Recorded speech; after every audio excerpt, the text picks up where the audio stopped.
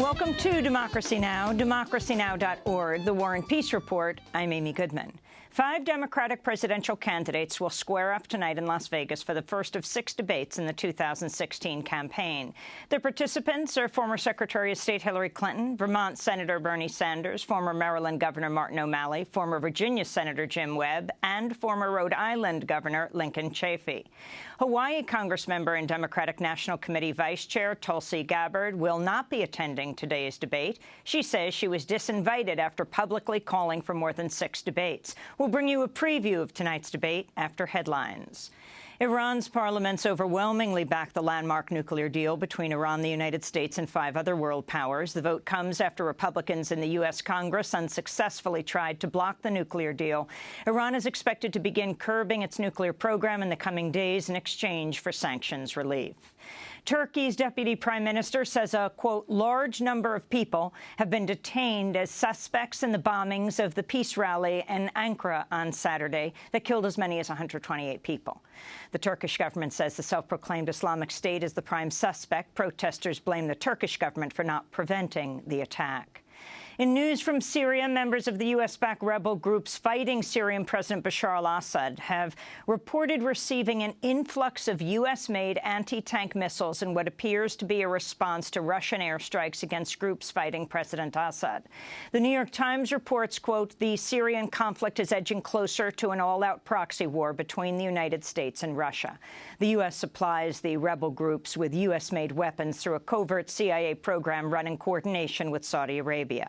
Meanwhile, the U.S. has also begun airdropping pallets of weapons and ammunition to a Kurdish militia fighting against ISIL in northern Syria. This comes as Amnesty International has accused another U.S.-backed Kurdish militia operating in the region of committing war crimes by forcefully displacing thousands of Syrian civilians and demolishing their homes.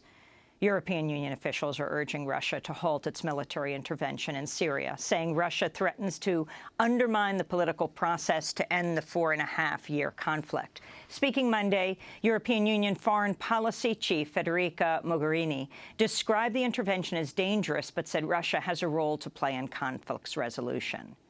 On the other side, I have to underline, because I've seen that, especially this morning, very few of you, if any at all, have noticed that reference, that the role that Russia can play in,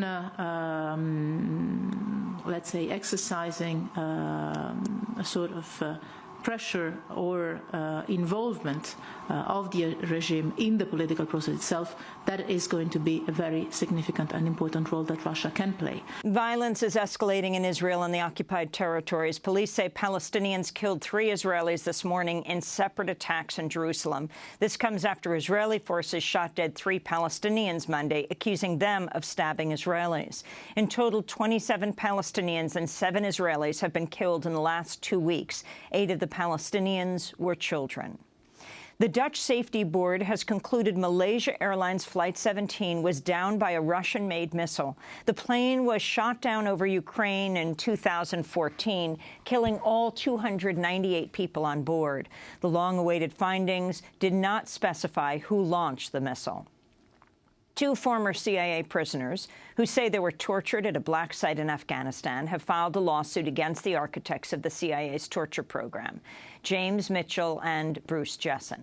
The lawsuit was also joined by the family of a 3rd prisoner who froze to death at the black site. Mitchell and Jessen were psychologists who reaped more than $80 million presiding over untested torture techniques, including waterboarding.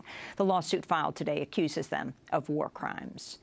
In news from Germany, the police union and human rights groups are warning of sexual abuse, violence, and rape inside refugee shelters. The chief of the police union said authorities responsible for asylum seekers are not adequately addressing the issue of sexual assaults inside the shelters.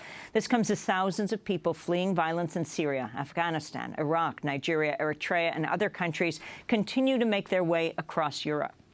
A field commissioner from the UN said more than 5,000 people are crossing through the Balkans every day. Every day we have around 5,500 people are coming.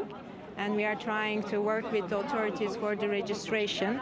The weather conditions are getting really difficult. It was rainy for the last 2 days, but it's not stopping, and we are getting information that from Macedonia that they are traveling by train per day 4 times.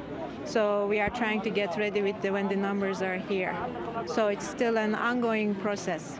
The United States is facing accusations of outsourcing its crackdown on refugees who are fleeing violence in Central America by paying the Mexican government to stop people from reaching the United States. We'll have more with Pulitzer Prize-winning reporter Sonia Nazario later in the broadcast.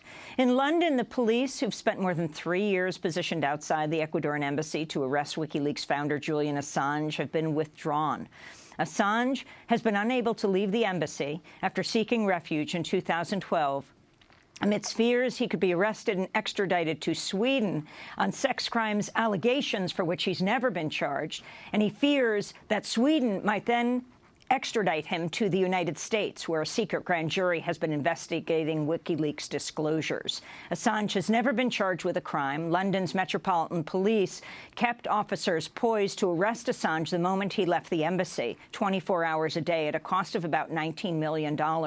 While ending their 24-hour watch, the London police said they would still, quote, deploy a number of overt and covert tactics to arrest Assange. In Providence, Rhode Island, Black Lives Matter protesters gathered outside a Dunkin' Donuts shop Monday to show support for a Dunkin' Donuts worker who wrote the hashtag Black Lives Matter on the coffee cup of a police officer. The Providence Fraternal Order of Police Union accused the Black Lives Matter movement of, quote, creating a hostile environment, and Dunkin' Donuts said the franchise owner had apologized to the police officer for the employee's act of protest. Former police officer Tony Lepore, known as the dancing cop in Providence for directing traffic while performing his signature dance moves, has led calls for Dunkin' Donuts to fire the worker. Sam Muskelly was among those who gathered outside the Dunkin' Donuts to show support for the worker. We can knock down every wall that's in front of us. Black lives do matter every day. All of our lives matter here today because we are fighting for what's going on in the streets and trying to help our young people find a way to get through. So us standing here today is big. It shows a diversity of everyone. It shows everyone here holding up their signs and screaming out loud that black lives do matter. And we want people to know that every day, all day, and every time they wake up and they walk outside. In Texas, police are defending their decision to use a taser on an African-American city councilman after he tried to vouch for a friend whom the police were questioning. Police dashboard camera video of the incident shows police tasing Councilman Jonathan Miller while he's on his knees with his back to officers. Police say he was resisting arrest. The incident happened in Prairie View, the same college city where Sandra Bland was arrested in July. Video of her arrest shows State Trooper Brian Encinia forcibly removing her from her car and threatening to light her up. After she refused to put out her cigarette, she was stopped for not changing lanes properly. She was later found dead in her jail cell of what authorities say was a suicide, although her family and protesters have raised questions about their account. Police said one of the officers involved in the arrest of the councilman Thursday was also involved in Sandra Bland's arrest. A judge has ordered the state of Arkansas to disclose its suppliers of lethal injection drugs to attorneys for death row prisoners who are challenging the state's execution secrecy law. The move comes amidst disclosures the pentobarbital Texas uses in executions may be expired. An autopsy, meanwhile, has revealed Oklahoma used the wrong drug during the January execution of Charles Warner, whose dying words were, quote, "My body is on fire." On Monday, the Texas Court of Criminal Appeals stayed the execution of Julius Murphy after attorneys said prosecutors threatened key witnesses in his trial. A new investigation revealed more information about Exxon's decades-long bid to conceal what it knew about global warming. The Los Angeles Times reports Exxon predicted in the late 80s and early 90s the Arctic would melt from climate change, reducing their operations costs by as much as 50%. A senior ice researcher for Exxon's Canadian subsidiary told an audience of academics and government researchers in 1992, quote, "Potential global warming can only help lower exploration and development costs in the Beaufort Sea."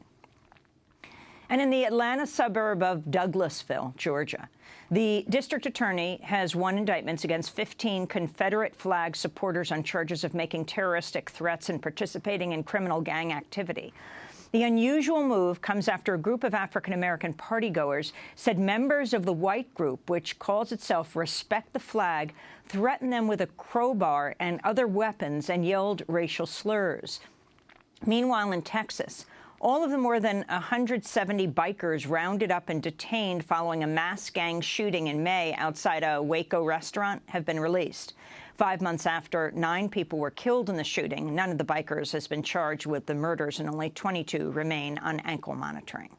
And those are some of the headlines. This is Democracy Now!, democracynow.org, The War and Peace Report. I'm Amy Goodman.